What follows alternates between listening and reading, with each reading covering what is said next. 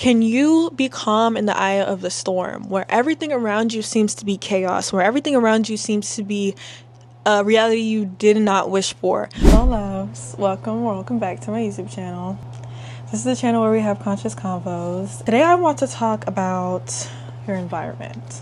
I feel like there's two factors to take in when we're thinking about our environment. One being that our environments sometimes are a reflection of ourselves. That might be triggering for some people, especially if they're not comfortable or happy and content with the environment that they're in. Of course, there's going to be factors that you cannot control that has been placed onto you in this life to teach you a lesson. That's why it can differ for some people. Like, I do feel like in some ways your environment is a reflection of yourself, but in other cases it's like there's a lot of room in gray areas and with what I'm talking about, because when we think about like what's going on in Haiti right now, to say that these people are just reflections of their environment would just be like, what? Because it's like a lot of the things that are going on in there was done by other countries, other people outside of Haiti. It's kind of hard to just sit there and say that, oh, you are a reflection of your environment. But in some cases, your environment is reflecting something inside of you. Two factors that I've kind of came up with why our environments are the way that they are now. In this current moment, I would say that my environment's not the most stable, isn't the most comfortable, but I have a lot of privileges here. I know that this instability that I am experiencing within my environment right now at this point is, one, a reflection of the people that created the environment, but also a reflection of that person, that inner child inside of me that has become comfortable in that environment that has been created for me. So, like I said before, my environment's kind of unstable in the way that emotions and relationships are rocky. But I do feel like that is a reflection of course, everyone involved, but also a reflection of the instability that lies within me. I really mention this because I feel that with the awareness that our external is a reflection of our internal, and sometimes is a reflection of a lesson that we need to learn, it automatically makes me want to look within, and it makes me want to understand myself better. It makes me want to understand what am I manifesting in my current reality to have it portray this current reality. Yeah, there's a lot of debriefing that goes with that. But with that awareness, then we can learn how to not let our environment affect us. Even that is kind of like, but what do you mean? Because us humans, we are naturally affected by our environments. Things that we can't change, the things that we can't fix, the people we can't fix, the people we can't change. We need to stop looking within that and center ourselves. Imagine how much these things would not matter if we centered ourselves. We are forever going to be influenced and affected by our environment, because at the end of the day, we have needs, whether we have enough food, whether we sleep enough, whether we are taking regular baths. All those things are basic needs, and some people are not fully getting that right now. A few other needs are emotional needs. We need to feel safe with the people that we're around. And when we don't get that in our environment, it can definitely play a big role in how we show up in the world, how we show up for ourselves. That's why I feel like it's very important to learn how to be less reactionary. I definitely see how sometimes I can be reactionary. I am a deep feeler. Things can get overwhelming for me very quickly. I can feel it in my body. And that is making me want to react. It makes me want to, instead of take a step back and center myself, react based on how I'm feeling. A lot of us do that. We're here to learn. Having the awareness that some things in the environment we cannot change, It's like being reactionary doesn't really do much for you. And not just within our environment, but with everything in life. There's going to be unexpected things that happen. There's going to be more expected things to happen. And to take a second and feel those feelings before deciding what you're going to do and how you're going to move forward allows you to come back into yourself and be like, oh wait, actually, I am safe here. I trust myself enough to make the right decision.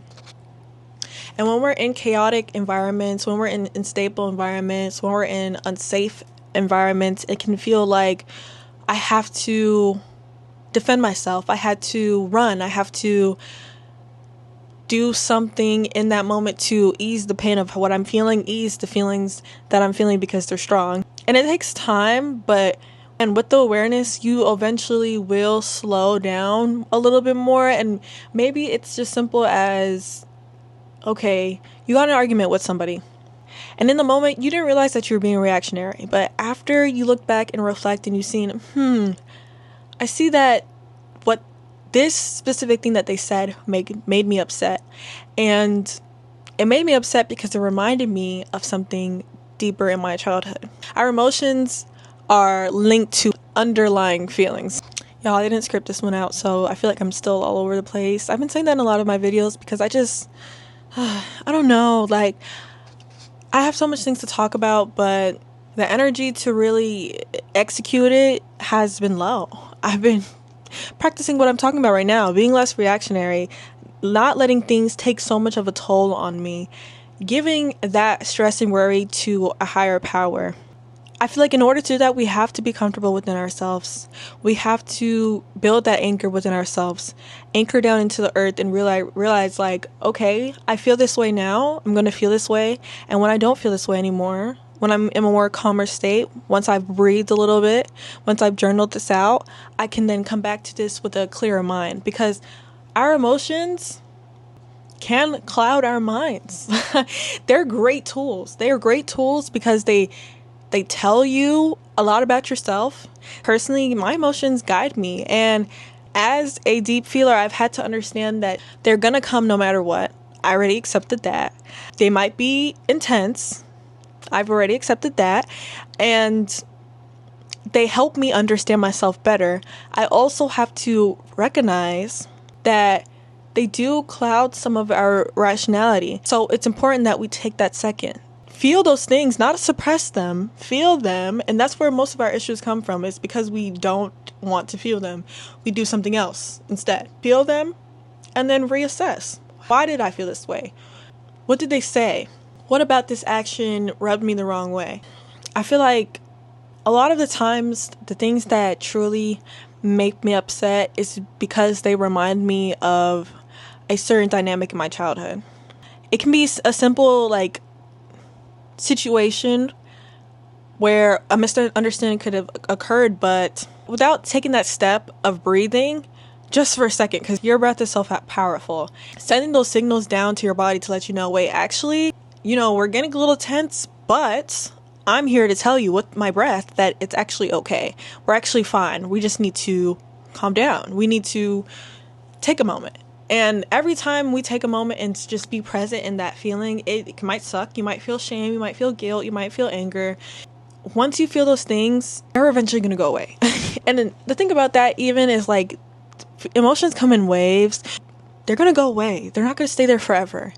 Those are the moments where you can evaluate and understand why you felt that way in the first place. Because again, your emotions are just sending you signals. Like, they're on your side. They're just trying to help you. With awareness of ourselves, we can then assess what we need to do, what we need to change, what we need to drop. That's not going to be able to happen if we don't take that second. If we don't let these things affect us as much as they're affecting you now. I'm still learning this because being here, there's a lot to be grateful about. And at the same time, there's a lot that I feel like I'm outgrowing, a lot that I am trying to heal, reoccurring events in this environment that are triggering me. And I feel like, in a way, I've used to think like, wow, how am I supposed to focus on this healing, focus on my inner child when she's constantly being disrupted, My body's constantly feeling danger. How am I supposed to tell them it's safe? You know, right? How am I supposed to guide my body to understand that it's safe if I'm around things that make me feel unsafe? And that is really where you build that within yourself, because at the end of the day, any environment is going to have its struggles, its pros, and its cons. And learning how to cultivate that safety and security within yourself really just means you can go anywhere, you can do anything, because you are self-assured. And for a while I used to think like, wow, like I'm still here. Like, first of all, I'm so young.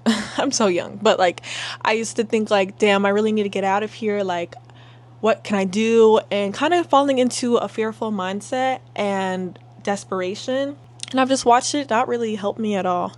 I watched it kind of, again, me being reactionary. And don't get me wrong, my emotions are telling a truth here. It's not that my emotions are misleading me. It's what I do with those emotions. That's what really matters. What do you do with those emotions? So yeah, I'm feeling upset about a situation, and I'm running to see what's the fastest way to get out of here, right? Instead of sitting down and just being like, whew, these emotions are heavy right now. Let me just chill. Let me just let them move through me. And after, then I can reflect on what truly made me upset and what do I want to do moving forward. I guess that's really the message here. Can you be calm in the eye of the storm, where everything around you seems to be chaos, where everything around you seems to be a reality you did not wish for, when it seems like everything around you is reaffirming that this is not the life that you want, is reaffirming that you do not belong here? How can you still be centered within yourself? Understand your power. Cultivate that nurturing for yourself in the eye of the hurricane.